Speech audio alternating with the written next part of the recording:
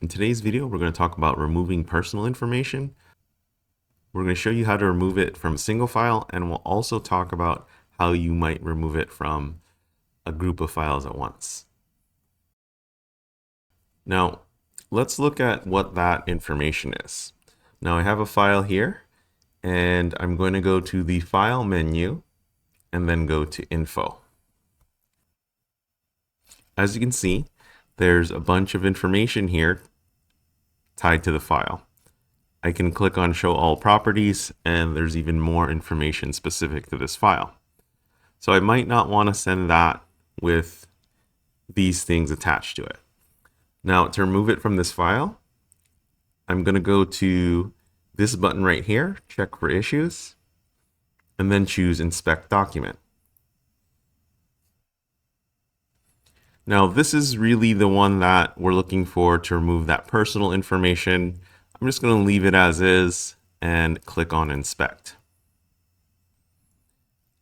Now, it did find a bunch of properties attached to this file. So to remove it from this single file, I can click Remove All. As you can see, all that information that previously existed here, it's gone.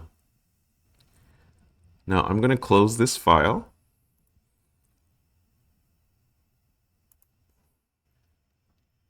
Now let's take a look at removing personal information from several files at once. Now I'm going to go to this folder, then select all these files.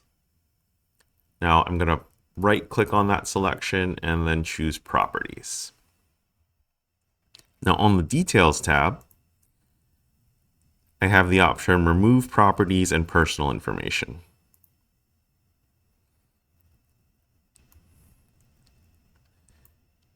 Now I could specifically remove the ones I wanted, or I could remove all of them. So I'm going to click on Remove, then click Select All, and then click OK.